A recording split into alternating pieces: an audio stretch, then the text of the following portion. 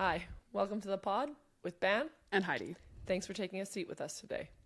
This is the safest of spaces for you to join in on our real life, everyday conversations where we often find ourselves discussing women in sport, Paralympic sport, and of course, sitting volleyball. Here we are, season Cheers. 2. Hot start. That made me nervous. It was moving a lot. So. Okay. Season 2, Here we episode go. 1, round 2. Here Top we are. secret. I don't know what you can all see in the frame for those watching and not listening, but we have a lovely new audio interface to hopefully mitigate any issues. Sometimes we sound like we're underwater after we record and we don't know. They can't see the audio interface, Okay, well. the framing, but we do have a new audio interface because we recorded this episode a week ago Last week? now. Yep. With full static and issues with, we think, what the cords. Mm-hmm. And so now we have purchased You can see these beautiful XLR cables attached to our mics. better cables. Heidi picked out an audio interface, called me for a business meeting while I was at a birthday. I've watched literally probably 20 hours of YouTube videos, like just to figure it out. Not actually, great. but yeah. It's great. We are hoping that the audio will be perfect. I am not wearing headphones for the first time. I'm excited about that. It's great. I'll probably take them off after a bit, but Oh, like a couple eps or like today? like today. But like Oh. since I'm like kind of this is a good segue. Yeah. It matches my outfit, so We are I just matching. feel like it kind of goes. Okay. Yeah. Look at us here. This wasn't planned. I mean, it was planned because we wore this last week, but No. here we are. What are you wearing? I am wearing the Las Vegas Aces. I think it's like vintage tee. So a little bit of a throwback, and yeah, It's from. it's from Peace Collective. Love that brand. Everybody check them out. They do a few collabs with different sports teams. It's really good quality, and they were established in 2018. I don't know if I The remember Aces. the Aces. Yes, correct. The Aces. It's on the shirt, and I wore this shirt because I'm running out of women in sports tees, so I got to step up my game. I got to buy a few more, but also because it's a little bit of like they're on a rebuild. They've made a few trades going into this season. Rebranding as well. Yeah, and so are we with our team, and maybe we'll get into that a bit later. Yeah. Goodbye, Rebuild Kelsey Plum. season. Yeah. Okay. I am What are wearing. you? Yeah. I was like, what am I are you wearing? I am wearing Ilona Maher's merch. I believe that's how you say her full name. For those that don't know, she is a U.S. rugby player and basically the face of my shirt says Beast Beauty Brains, and she's just been so key in the women's sport and like body image intersection movement, and just being proud of being a strong, large, tall, muscly woman, and being smart, being intelligent, being physically strong, being emotionally strong, also everything. being feminine. So, yeah. Wearing lipstick. Yeah, she wears, her trademark, red lipstick. And And I'm wearing... she's an Olympian and yeah. a medalist. Just like you. Cute bronze medalists together. Exactly. Yeah, that's I was waiting for you to say the bronze part. like, that was a test. That was the punchline. Also, we are recording today on International Women's Day. So Shout out. Can also they see great. it? We're both wearing women's tees, and you can kind of see the flowers. Heidi showed up today with some cute flowers with a little International Women's Day. Yeah. I don't know what you call that thingy in there. Yeah. I just know that you like flowers. I love and you were flowers. tired, and I was like, let's Thank get a you. little pick-me-up. And then they happen to also literally be International Women's Day flowers. So For today. So this will be released after International Women's Day. yeah. But every day is International Women's Day. Period. So let's go. I'm just excited how nice we sound. I can't hear us, so I Okay. sound a little raspy still, but better than the first time we recorded. My voice no longer lasts. Yeah, true. After any training camps or event, anything, I just lose my voice, and it's going on week 3, so we're not sure what's happening. Also, I just kind of spit everywhere, so perfect. Yeah, I think the pickup is crazy in these mics. So if you feedback is welcome, if you can Hear all hear of us us breathing. If you can hear me swallowing Yeah. my coffee, sorry. Okay, so season 2. What did we learn from season 1? Yes, Lots. we learned what we now learned again. Yeah. With our recording. Trying not to laugh right into the mic. Even though we originally bought what we thought was like pretty top of the line mics and equipment, that your chords are very, very Yeah. important, and testing your audio. Even though we do test our audio, we would have problems at around 10 minutes. Yeah. So Whether that's, we think it's the cords, but if it's the way that two USB-Cs plug into your computer, whether it's like, our it's mic's called too close, it's called an aggregate device in your Mac. It's like the GarageBand. It could be a variety of things. everything. So I think we learned this is hard, and that you have to be very patient. And often what you hear on podcasts as the listener might have been recorded more than once, or said more than once, or redone, and just the reality. But that our product hopefully will be better and increase, and it's just not easy. So we're always learning and we're always growing, and hoping that people can continue to support us on our journey as we want to get better at what we're doing. And I would say, I was trying not to do what I'm talking about, how much we say like and Yeah. LOL. Have you done it already? Oh, today, guaranteed. Oh. It's just a space filler. It's when you think about it, it's hard not to. So I think the like is harder to do. To get rid of. Because it happens naturally in like a break or a pause. So I think I'm better at like cognizantly or actively taking out an Yeah, I agree. But as I'm talking, I just naturally say like so much. Me too, but trying to not. But I think it's okay if it adds to the sentence, and especially for our listeners who are English speakers, you'll know, you say it as well. But when it's overused and you hear it like that, it happens so much. But I don't mind hearing it. The oh my goodness. True, totally.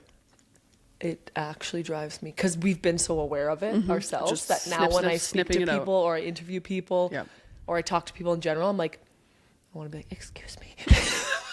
I have one word of advice. Just pause and think. Yeah. Anyways. Also, I think we learned what we already knew in the fact that there's so many badass women in parasport, and obviously sitting volleyball, that's who we interviewed. And really, we only interviewed like a few athletes.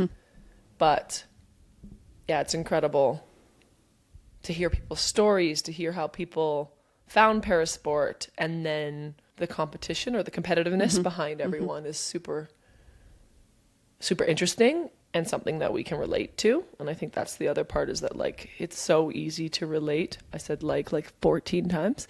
It's so easy to relate to the people that we talk to and find genuine connections,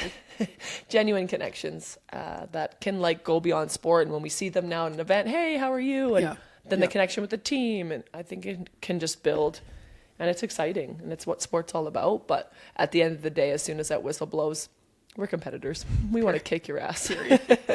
Period. And they want to kick our ass. Reciprocated.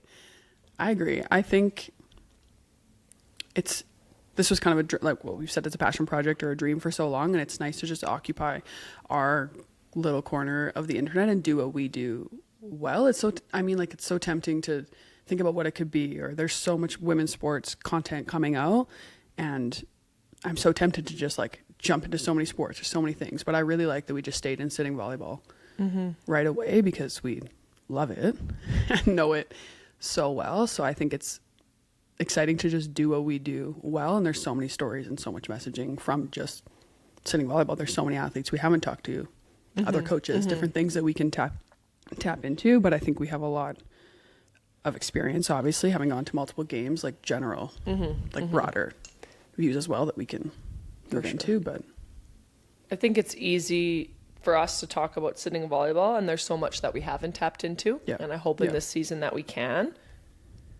But also, like, what's next if we're going into that? I think we can, or we need to, and we talked about this before, just the two of us, is increase our social media presence and spend a little bit more time on that. Because right now we don't have like a huge following. And that will take people listening, people sharing, and us staying like relevant and interesting, which I think we are for the people that know sitting volleyball and like sitting volleyball. But we haven't even gotten those people to follow us or listen yet.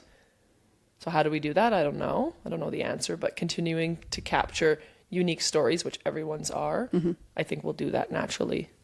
We've talked about this too, learning from interviewing, how we have different like strengths in this area. And for me, it's like has been hard to just to like want to remember the question that I'm going to ask somebody, but then have them be talking and have me remember what I'm going to ask, and then like want to segue it with like what they've said. Like that's difficult for me to like remember while they're talking and remember my question and like try not to say 16 times while I'm asking them the next question. You're like, this is so easy for me. I'm like trying to be good at it, but also just like go with the flow of an interview. Like not like the structure is comforting, and I like, obviously we have to plan and prep and stuff, but I like the structure. But then just learning, like getting into interviews, it's okay to just not ask the question. You can ask something else. Just, I think we have a natural energy that people have been comfortable talking to us about their story. Yeah. And just leaning into that, but it's been a little stressful for me.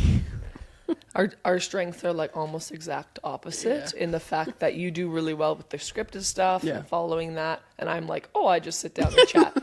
It's just me every day. I'm curious as a human being. I want to get to know you as an athlete and a person, and I have a good memory. A strength of mine in coaching is the game planning and the knowing the opponents and all that. I don't memorize anything. It's just in my brain. That's the same way I approach these conversations. Yeah.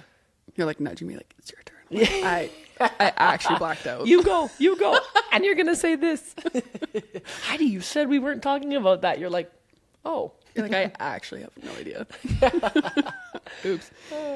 But it's like, send help. We need to relearn how to do it, because even right now, I'm like, am I comfortable? Things are a bit new. We're drinking coffee, so I'm like sweating. My heart rate is... It's adding to it. Relax. Like watching this new sitting software. Too close to the mic. Anyways, here we are. Yeah. In summation, I learned a lot. Yeah. I'm excited. If anybody has specifics they want to hear, they want us to talk about, any specific guest ideas, DM us. Love it. Our last episode was what it was.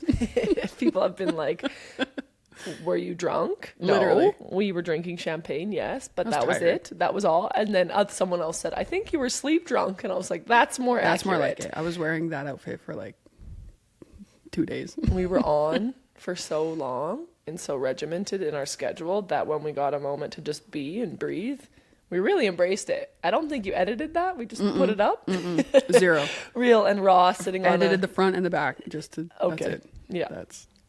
So we were in Paris celebrating just over 6 months ago. I think it was probably 6 months ago to today.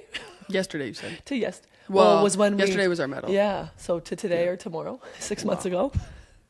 And fast forward, we took a long break after the games, and we're back to it. We will be heading into our third training camp in a couple of weekends' time. And here we are. Who would have thought? So I think there's two questions. What's going on now? Like, what's next? What's happening with the team? And what happened since, as far as, and you can approach either, whatever you want to talk about first. But let's go. Like, what's happened since? I mean, we pretty much have done nothing, so that's good. That's not true. When I went on vacation right after Paris, jumped back into school. Well, I planned the vacation regardless of if I knew what was happening after with my best friend. I was like, either I'm going to be sad or I'm going to be happy. Like, that's the one person I knew I wanted to be with. So went to the south of France for a week. It was awesome. Came back to Canada, jumped back into my degree, my last semester of my degree. Yay. Graduated. Woohoo. Political science graduate. And so, yeah, kind of hit the ground running literally with that, but just a hard stop on all things volleyball, which is natural at the end of a quad or even at that time of year. Anyways, so really just like a complete change of pace. Like I think in January I've said that's when I finally felt like I was like hitting a plateau where like I felt like I took the whole fall to just like kind of come down, and not actively thinking that, but just when the new year came, I was like, I needed kind of all that time just to. But you were still busy with events and media and traveling a bit. How did that feel? Like a lot, or you exciting? Liked it? No, it was exciting because it wasn't right. It was moving into like November, late November, so you still got that like break when I came home, and then people started to plan, like you said, like celebrations. Like we went to Ottawa to do the celebration, did some speaking, some engagements. Everyone wants to see the medal, so lots of planning kind of took part in September or October, and then the event started to happen. So it was cool to go to Ottawa with all the Paralympians and Olympians that chose to go to meet JT, meet Justin, and a bunch of members of the government and do some we did a game plan summit, did some sort of like conference-esque type stuff, learning. It was nice to all be together because that's the only time for Canadians that Olympians and Paralympians are all together because our organizations are separate. So I think that was really, really cool. Well, if we stick on what's happened since and you get go into what's next, you kind of said you hit a plateau in January. And very commonly, athletes after an Olympic or Paralympic Games have that like lull, that downtime, where the post-games blues, if you search that, is a very common word used by athletes and also in general in psychology. Did you have any period where you felt a little bit low, or did you kind of hit that plateau and then you were ready to go again as far as volleyball is concerned? I think in like moving into early November is when I was ready to play volleyball again, but just literally because I missed the sport, not in a competitive let's go to a tournament sort of sense, in a like I just want to be on the court serving and passing and blah blah blah. So started to get back on court kind of mid November ish, just once a week, twice a week, randomly. With imagine if we did that before, they would have all like disconnected and been like broke. But I'm a little bit close. Like we got to figure out this mic sit, so I'm a little bit close. So if you're not watching, I'm just kind of moving around on the couch, to see if I can actually move, because I felt like I was stuck. So keep going. You look great. Look at you. So yeah, I would say like 6 weeks after I came home, probably I was ready to practice but again. The answer is no. You didn't have like a lull. You hit rock bottom. Oh, is that the question? Well, did you have post-games blues? No, I didn't. It's the first time maybe ever that I've been like so happy after a tournament, because we usually, I mean, qualifying, you're happy, great, but we still lost our final game. Like, you know what I mean? It was just a different and foreign feeling to win and be happy and end on a high note. And I was like, oh, there's nothing to be sad about.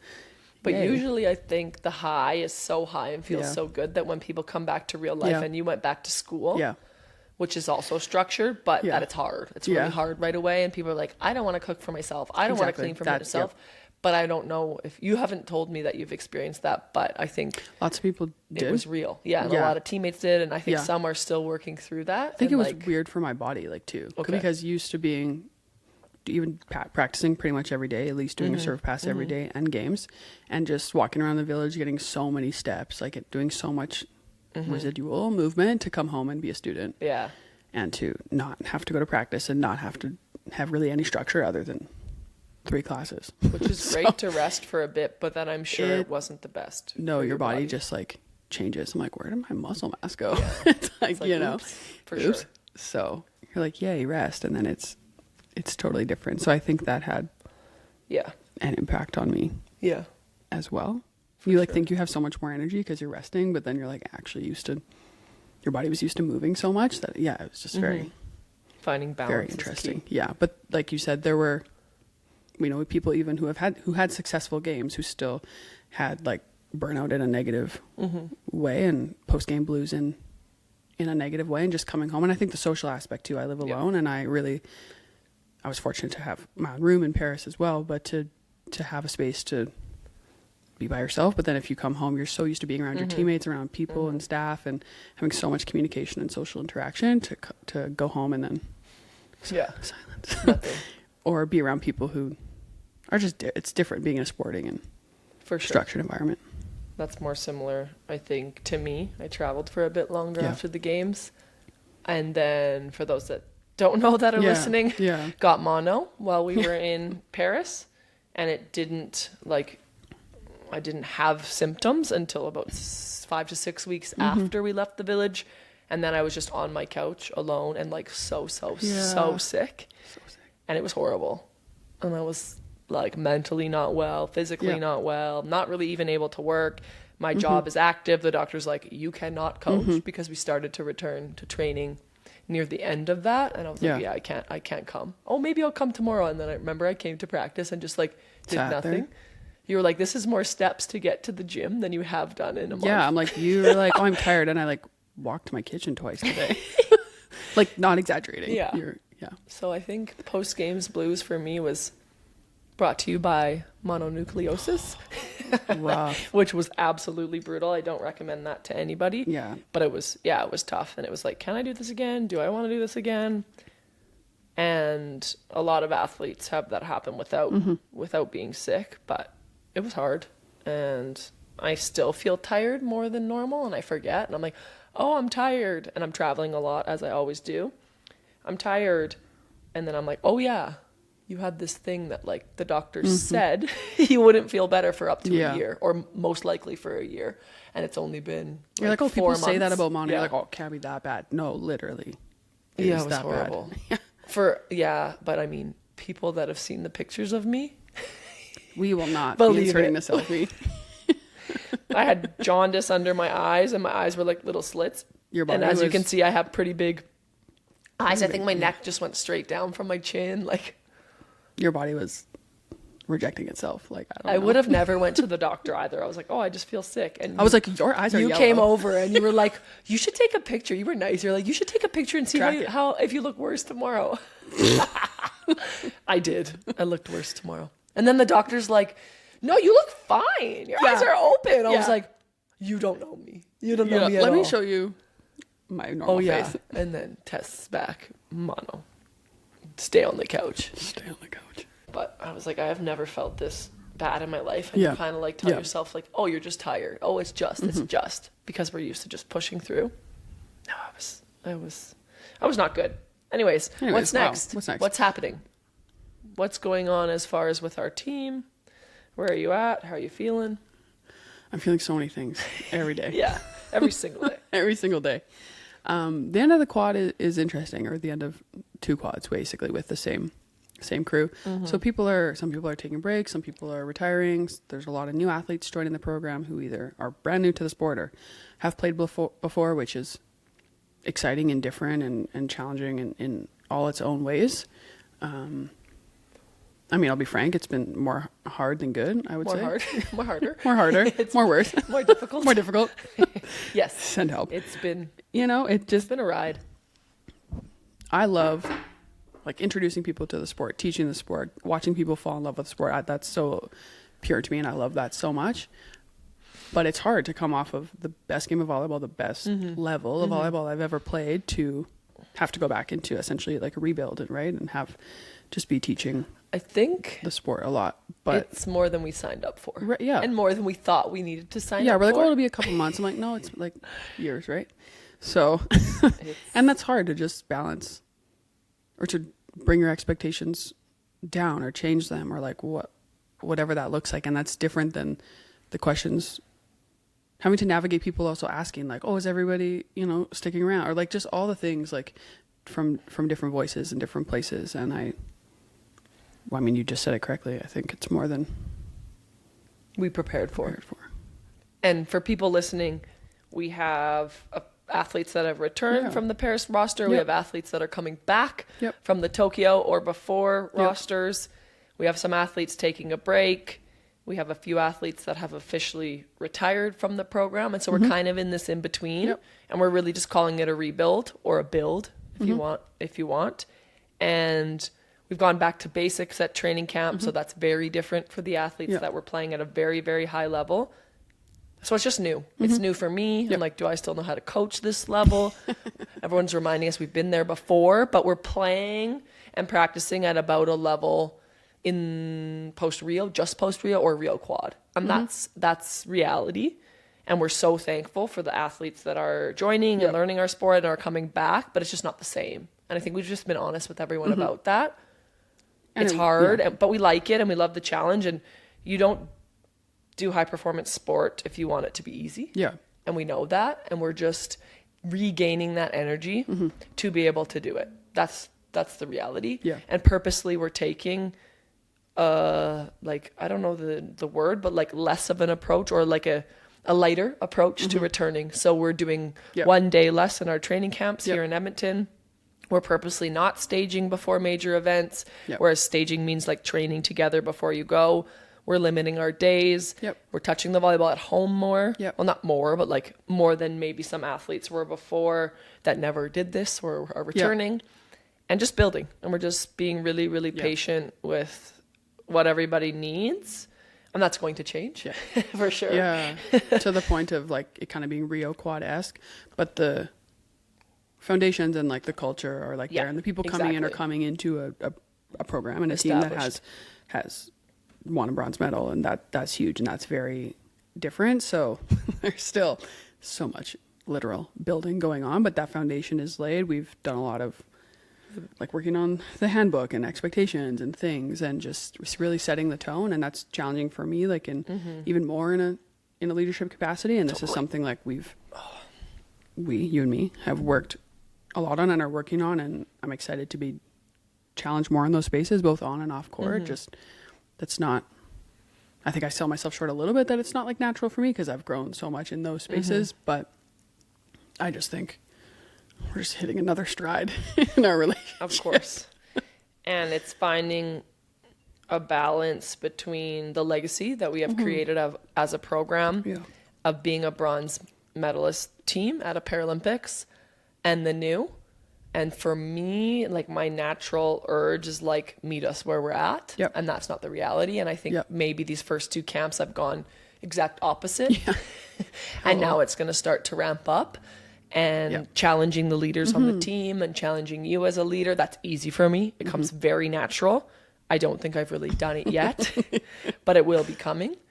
And like I know you will accept the challenge for sure, because we have that relationship and we talk regularly about like being uncomfortable and thriving in those environments. But it's finding that balance with the other athletes and building that trust so that really together we can build something incredible again. And I truly believe we can. Absolutely. And we can qualify and be on the podium at another games.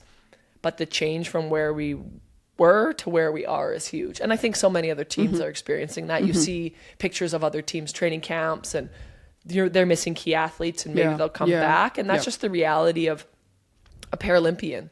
There's not this like huge pool. And in Canada we have even less. And so that's where we need exposure, and this podcast and social media and media in general, CBC and CPC for promoting these games more. We want exposure of our sport and of our program so that we can have 2 teams. So a senior national team, a next gen team, which would be more of a development team. And so that in the future, when we're no longer with this program, we're like, wow, look at these 24 to 30 athletes that are still playing sitting volleyball, and we're not quite there yet. And so that's why we have these growing pains. It's hard. It's hard. Yeah. Worth it, I think. It's always worth it. And I'd choose hard every single day with the group of people that we have in the gym and the staff that we have supporting everybody, then easy. Like, that's, no, I would choose hard every day, but it's going to be, well, I'd choose hard every day for what I know it can feel like.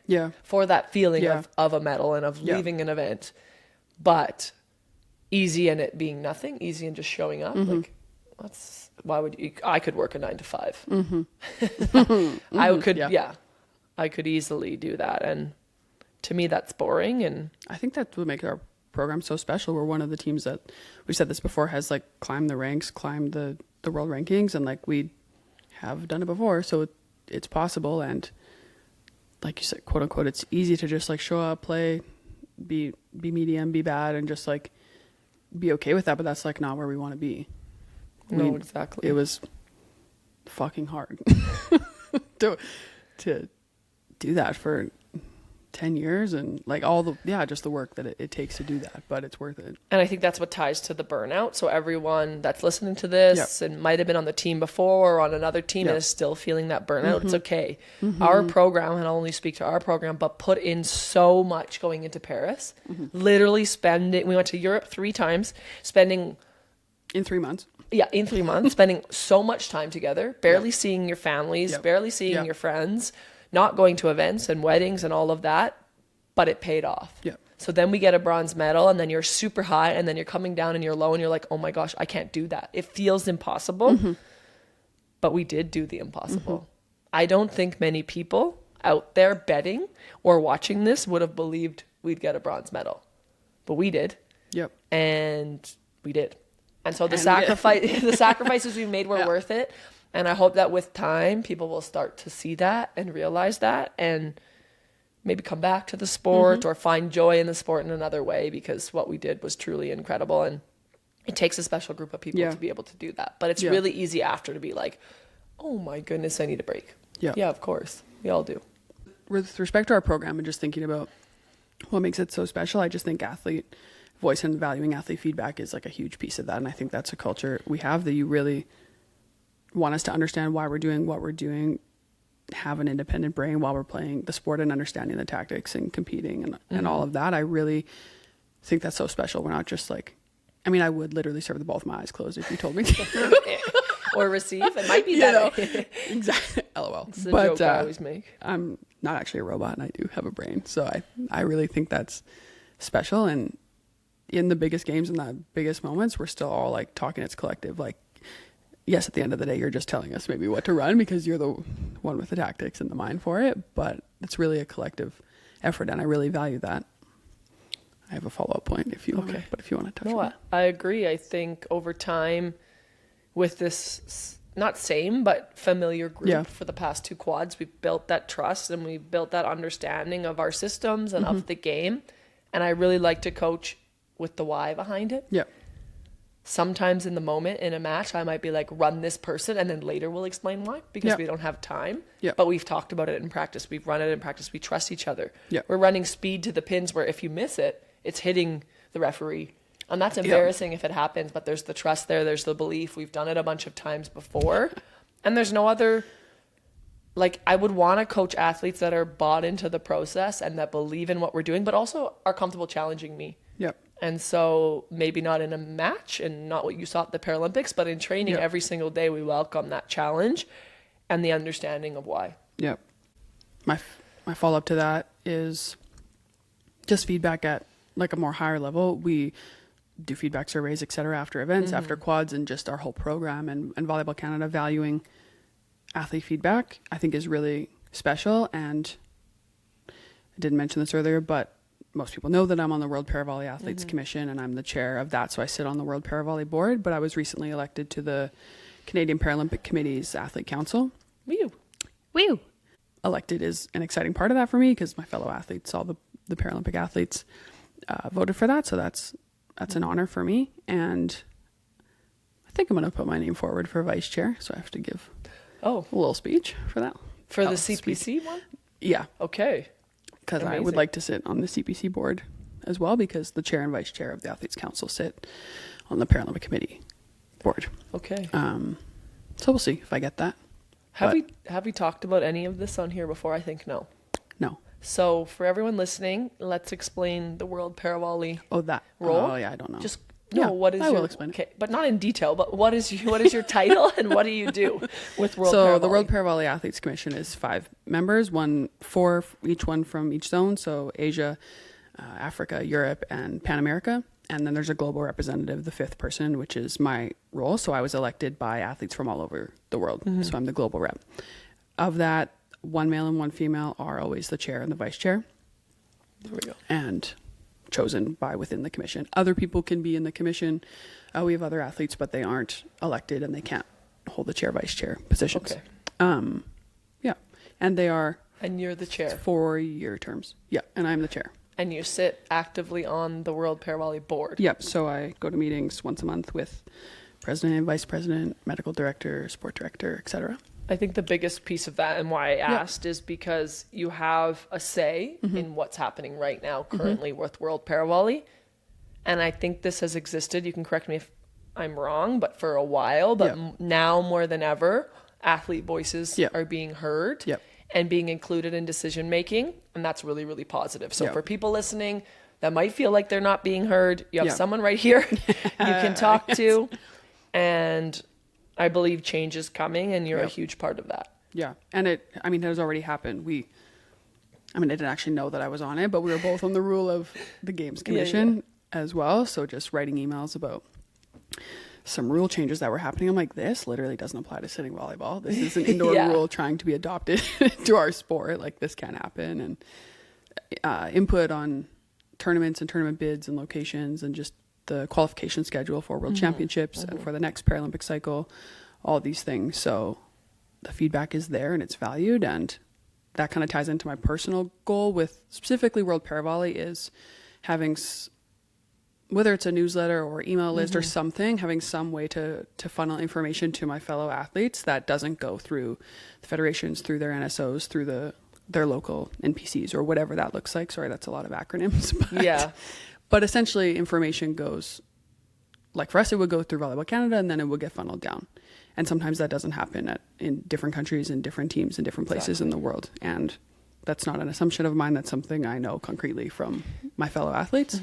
So having an email blast, whatever that looks like, for tournament information, qualification pathways, for changes of the rules, which is super important, any change in classification information that's happening, whatever that looks like, having information given to my fellow athletes. Because a lot of times I know things and people are like, how do you know that? I'm like, how don't you know that? Exactly. You know, you're supposed to know that. And the approach that we take in Canada, as Volleyball Canada, as a nation, to empower athletes, to allow athletes to have a voice. And then on top of that, the approach that I take to coaching and being very transparent. And honestly, if I hear something, pretty much the next camp we have, the next opportunity, it's shared with the athletes. There's no secrets. There's no like, I know this and I'll tell you when I need to tell you. No, it's open information. And we value asking your feedback as well is unique, I would say. It's not common. I agree. Yep. And we have found that over time and with this podcast and talking to people, and it shows your leadership and your advocacy for the athlete and athlete driven, I believe, athlete driven organizations, when it's for sport specifically and parasport on top of that, can thrive and succeed more than others. Like, why are we promoting sport or promoting a product, really, at the end of the day, that doesn't support the people playing? And this is, for me, has happened in a lot of things for years.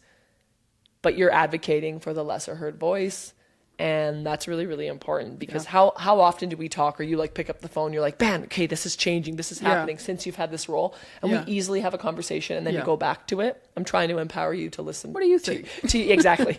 Ask you questions back. What do you think? How would you feel playing, so that your voice is coming through first? But we have these open conversations, and I don't think that's common. And I think it needs to change. And trying to be, go ahead. No, I was just saying, it's about the athlete. It's not about me. And I'm trying to be considerate of, as I said, I'm technically the global representative, and just literally being in the chair position, I'm representing all the athletes, male and female. So how does it affect every zone, every culture, every language, every religious background, I'm considering my fellow volleyball players in Iran and in Brazil and in Rwanda and in Australia, everywhere, like all these different places, literally every corner of the world. World tour coming up. World tour. Well, hit us up, all the, whatever they're called, NPCs, NSOs, host us. Federations. Yeah, there we go. Federations. Yeah, so, and that can seem like scary and daunting at times, and not going to be right every time, and I'm going to try my best. And Okay. Yeah. CPC role? We don't need to talk about that one as much. We didn't talk about that, but what is it? Another thing. Another thought I had, Oh. No, the CPC role it's a 4-year term. Canadian Paralympic Committee, Athlete Council. Okay. So fun that one's a council, one's a commission. Yeah. LOL. So this council is, I believe it's 7 members, a certain designated number of winter versus summer athletes, or there have to be a minimum number, just say, of winter athletes. I don't believe the chair and vice chair have to be a male, female. I believe it can be anybody. It's elected from athlete pool, and then the chair, vice chair is chosen by the people on the council. So those board meetings are, I think, once every quarter. You're with the whole Paralympic Committee's board of directors, so the CEO, president, etc. Everybody. I don't know the numbers of what that looks like. And then a couple in-person meetings, and that's a really powerful table to be around. And I've heard from Jeremy Hall was the vice chair, and he's now putting his name forward to be the chair. Oh, cool. I've met with him, and he was a rower. He was in Tokyo. He said even if they're in a meeting and like him or Erica Gabel was the chair, she did 2 terms. She did like 8 years of this. Amazing. Wow, bless her. Yeah. They would always ask them for their opinion, even if they hadn't spoken yet. Amazing. Or the president, from the people at the top, are like, hey, what do you think about this? Even if they hadn't had a chance to speak yet or had a specific piece of information. So I think that's really powerful and just speaks to knowing the people at the top, having those transparent relationships. And there is definitely a maybe that's a stretch, but like a familial kind of like aspect to the CPC, and everybody knows each That's other, what and I was gonna say. and to our country as a whole. Yeah.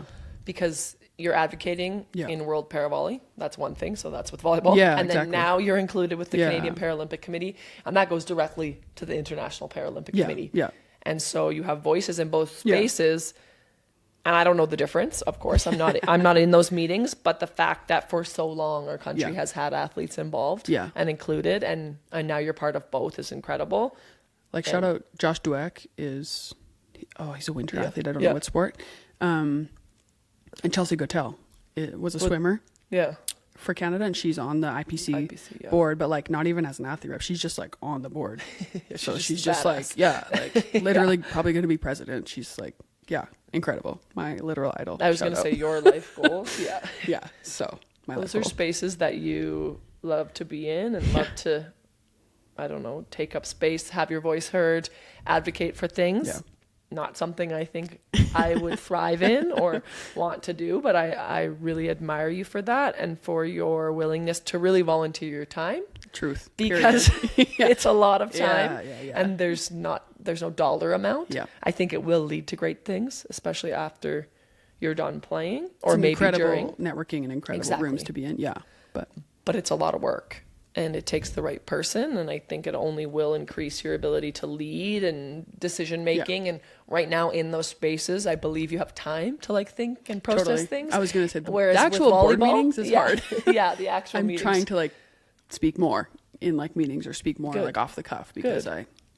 we've want talked to about, do it. and it's not a strength of yours. Mine either when I'm uncomfortable, but when I'm comfortable in a coaching setting, so easy. But that's where like we alluded to it earlier, but the challenge between you and I is in the volleyball setting or in a practice, or I'm like looking to you to speak and you have you're not reading my brain, of course. You have no idea what there's I a mean. disconnect. Yeah, you're like, even in this podcast, I'm like, how'd you go? But it's like, I want you to trust your voice and I want you to say your opinion. And then as we've talked about, if we disagree or if we have differing opinions, I know we will never take it personally, Yeah. but offline or outside of the training setting, we can talk about it, hammer it out, because it's important that someone like yourself who is on a podcast, on a commission, on a council, talking to a lot of people worldwide also influence your teammates within. Yeah. And so, That's good. Yeah. and just knowing the sport, like another volunteer position, learning sitting volleyball, rules, all of that. But I'm joking. Yeah. But it's a lot, right? Yeah. It's a lot, and it's a lot going through your brain, but just trusting that inner voice and believing in yourself enough to speak up. It's not easy, but I think through this next quad and with athletes leaving on your team and everyone relying on you more, it's only going to become more natural. And I'd be curious if like the little Heidi as an athlete, as a person, like, is that anything you thought you would be doing, or is it new? It's all new. It's all new. I was always naturally the person in like a group project to like take the lead or like be a boss, like in that capacity. But it was also very like, even now if I have to speak like publicly, like my heart rate immediately. If I like even put my hand up in a board meeting to like talk, like my heart rate is like immediately like introductions. 30 I'm like, oh my gosh, what's my higher. name? Who am I? Literally, I'm like, I know my name. I don't. I know what meeting I'm in. Totally. But that's kind of the example I go back to, that I always liked group project, or liked delegating, or like being the person in charge. So it's not of a so situation. unnatural. Not correct. It's only child things, maybe. Just Interesting. But I don't love it all. No, But I love the governance, and there's like lots of governance like subcommittees, and everyone's like, oh, who wants to be on one? I'm like, me. yeah, I of want to be course. on it. Yeah, of course. But the quick thinking and the hard decisions, I'm like, that's more unnatural. We're learning. Yeah, cool. My other thought is, we can segue into this, but like, what are we excited about for LA and for that games or this quad? But I was thinking about, we touched on it earlier, like post-game blues, but also burnout being tied to that. And just, I think there will be so much funding and views and just so much sponsorship opportunity with the games in LA. Yeah, Just seeing women's sport, Paralympic sport elevated. agreed. And we always talk about, like, what would it look like to come out of a Paralympics, like, and not have burnout? Like, what are the things that are funneling or creating burnout? What if you just came home and you weren't worried about your finances? You weren't worried about going back to work. You just, you had childcare the whole time, or whatever that looks like. What if you'll have social burnout because it's a different environment. It's going from a team, whatever, back. But like, what if you didn't have that or had that so much mitigated? And we're like, oh, sorry, you handled all these things so well. But like, what is the answer key to like, it doesn't what have a to be support so hard. system looks like? You know? I think Kate Rosendahl, hello, Kate, former assistant coach with our program. Yeah. I think Kate is doing research in a little Flourishing. bit of this. There we go. That's what it is? Her word is flourishing. Flourishing. Yeah. So how to flourish as a Paralympic athlete, female. Specific. Her research is specific. Female. Yeah. So she might have some answers soon, but for now, maybe we'll have her on. What would it say? What would it look like? Yeah. How do you dream big to find that? Yeah. To create that? I think the LA Games will create a lot of exposure. Yep. Will be done really well. Yep. We'll have a lot of money invested, but then therefore I think the change doesn't occur till after. Yep. The American athletes might have it occur before. Yep. But I think for us it would be after, but we need to challenge that as well. I don't know. I don't have an answer at all. And I mean, bigger picture, even not just around the games, but in general, what does it look like to not have to literally fist fight your employer to get time off, you know, or like. I think that's the biggest issue with our athletes joining now that haven't already had these conversations is like, how do I tell my boss that I'm doing this new thing that they don't even know about and they haven't even heard about and they really don't care. Truth. Dear employer, you suck. Sounds different when you're that close. Head coach Nicole Ban. I am happy to say that out loud to people. Yeah. I'm kind of joking right now, but it's like, come on. Yeah. I tell athletes all the time, if your employer now is not supportive and this is something you want to do for the next 4 years, maybe we need to talk about a change and what that might look like. That sounds very privileged. I know not everyone can do that. But would they say that to an Olympian? No, but maybe an Olympian's not even working. Yep. And how do we close that gap? How do we increase support? Because immediately when you ask that question, my head goes to money. If there was more money involved, if we were able to support all of you more, would we have these concerns, these issues? And I'm not saying Canada's doing a bad job, and I know it's trying to get better, but we're not doing a great job. If high performance sport is excellence, right? You need to be excellent to be a high performer. We're not meeting that with the money, with the dollars invested, with the support toward a Paralympic athlete. And you're seeing it with at this time, women dropping out of sport more than men, although women made up most of the Olympic and Paralympic teams. Woo! Yay! And the woo dropped my train of thought. Sorry. I threw her off. I mean, you made a great point, and I agree, and that's it. And I agree. No, that wasn't the point. No, but seriously, where's like the value behind saying you're a Paralympian or you're a Paralympic hopeful or you're training to be a Paralympian? I was a 2-time Paralympian and battling for time off with Said Unsaid, a premier partner sponsor of the Paralympic Committee. And it was hard. Anyone listening to this already knows us and already knows sitting volleyball. But I agree. It's it's ridiculous. It's like, yeah. What to be a Paralympian in our country, because I can't speak for other countries. And to be a Paralympic hopeful, because let's not say Paralympian. Yep. You might carry with your medal, a little bit more weight. But a Paralympic hopeful, a new athlete, acquired a disability, their life changed completely. Now they find this sport. It's life-changing. It's very positive for them, but they need to juggle a job and a family and friends and all these work-life balance things, add a sport in there, and everyone's like, what's sitting volleyball? Like, oh, it's kind of cool. Like, you do that on the side. No. Oh, you have a prosthetic leg? Oh, like, you walk with a limp. All these stupid questions that, right? Like, that's what you get back about, like, I didn't even notice. I don't really care. It blows my mind because it's the world I live in. Yep. But I felt that as an athlete before, right? Like, oh, you played volleyball overseas? Oh, you got paid for that? Oh, like, people just don't care. They're just ignorant to it. It's not hockey.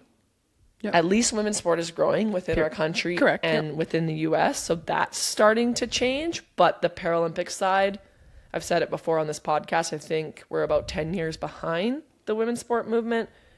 But Do you have any answers, people out there? What are they? What are the answers? Exposure. Yeah. But the people I'm exposing it to, and I need to do better. Right now, I'm kind of on a social media, not break, but like I'm lazy and I'm just not doing it as much. But the people I'm exposing it to already know. They're like, yeah, Ben, we know the word Paralympic. Yet they will still be like, how are the Olympics? I'll be like, try again. I don't actually know because I wasn't there. I was Wasn't training in Canada. Yeah. You tell me. What do you mean? In 2042, they'll be awesome when I'm watching both. Like, like, I don't know. Is that the year of it? I just made it up. I just picked an even year. It could be a winter or a summer. I'm watching. Correct. Right? Yeah, I'm watching. So yeah. I wasn't wrong. I'll be on a beach drinking a... Yep. Drinking a brew. Okay. I don't know what I was going to say. On Mai Tai. I don't know why you drank paused. that in my life. I was picking something with an umbrella. Like, you can say beer on the podcast. No, I was picking something with an umbrella. Okay. I was like, pina colada, I don't love that as much anymore. I don't know. Oh, Definitely wow. a margarita. Yeah. Anyways. The last thing I wrote down in my notes is be grateful and ask for more. Yeah. They're a quote, Abby Exactly. Wambach. And I think, right?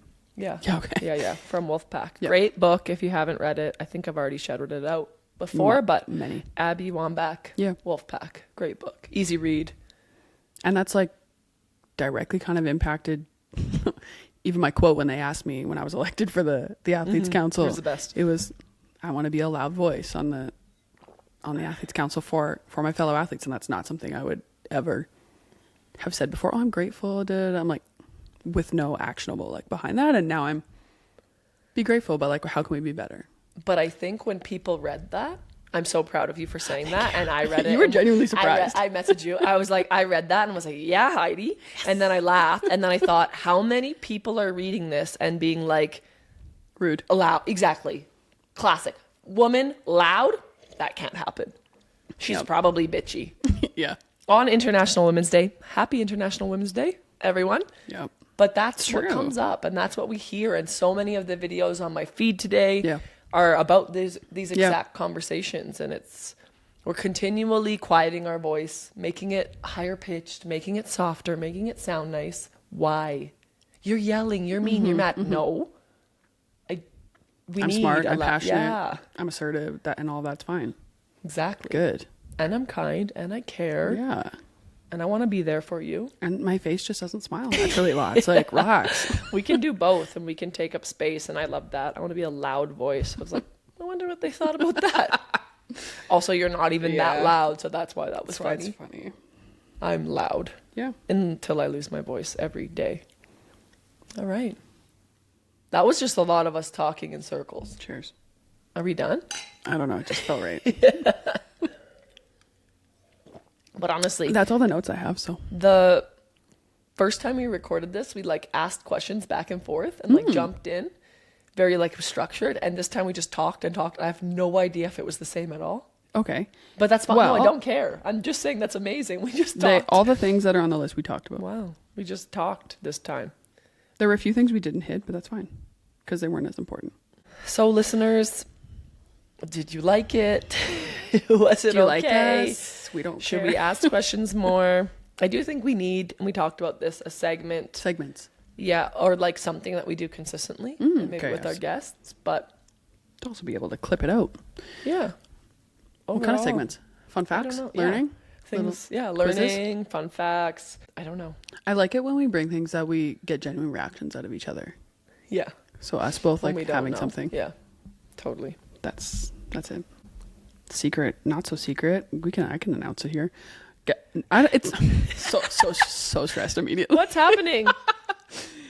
I was gonna say next episode, but it's like probably not. We'll Everybody- probably record again. But Heidi has a secret. you see, I don't know it. listen, Linda. Heartbeat, heart rate up. What's my heart rate? It's so high.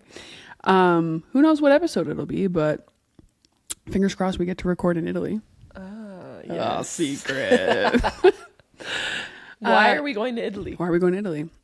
Well, I like Italy and I'm friends with their team. We've gotten closer with their team, and one of my good friends on the team jokingly in Paris and in the lead up to Paris and said, hey, next year, do you want to come play on our club team in a tournament? I'm like, absolutely. I want to make my international debut. So then the new year came and she was like, actually, do you want to come? And at the end of March and play. So it's the Sitting Dream Volley Pisa team, which is a sitting volleyball club team out of Pisa in Italy. And it's the tournament, I believe, is called Champions Cup. And they do 3 kind of bigger club tournaments a year. And typically in sitting volleyball, or traditionally, club teams are like supplementary training for national teams, basically. So it's the Italian club teams are Italian players. The Slovenian club teams are Slovenian players, etc. Okay, I get where you're going with this. I was like, where is this going? No, they just don't. So you're like, not Italian. Correct, I'm not Italian. So in professional club volleyball, the players are from everywhere. Yes, and they're for profit and for income one. and for employment. But I for sitting understand. volleyball, it's just extra ability to train typically. Like in Brazil, all the club teams are Brazilian players, Gotcha. etc. So this is kind of unprecedented and new for what we do. Yeah. And so they invited me to play, and I'm going right after our training camp, the Sunday. So going for like 8 days, training a little bit, competing, Playing. and that's it. That's all. And I, after Paris, went to Italy, was traveling there, ran a session with their team. Yep. This is before the mono set in. Ran a session with their team, and then you had been chatting with them. You're going back. I'm like, I'm coming. Heidi needs a personal coach, I'm bringing right? my coach with me. So maybe we will take the podcast, I hope, on the road, and we can film an episode with one of their athletes. We have to pencil that into the schedule. Yeah. But it's exciting, and really I'm just taking a week vacation because I'm not going to work that week. But of course I'll still work and network and do the things. Yeah, it'll be so fun. Volleyball vacation. So can't wait. Going to be number 30. That was hard for me to pick, but we got there. We got there. Well, you got there. And I think it's warmer in Italy, so maybe we can... Perfect. Maybe we can get a suntan. Just kidding. It's not that warm. I was like, it's going to be like 15 degrees. Like, relax. Oh, shoot. So that's the secret. Cat's out of the bag. There we go. See ya. See you next time. See ya when I see ya. Just kidding. Do we have an ending? Yeah, what do we do? Five, though. Oh, yeah. Your hands are kind of sweaty. They're holding this hot. We're sitting in the sun. Thanks for taking a seat with us today. Follow us at Take a Seat Cast on Instagram and maybe the TikTok. The clock app. Yep. I've never used it. Here we are. And you can follow Heidi and myself as well. Look at the show notes because I can't remember them right now. Perfect. Thanks, everyone. Bye.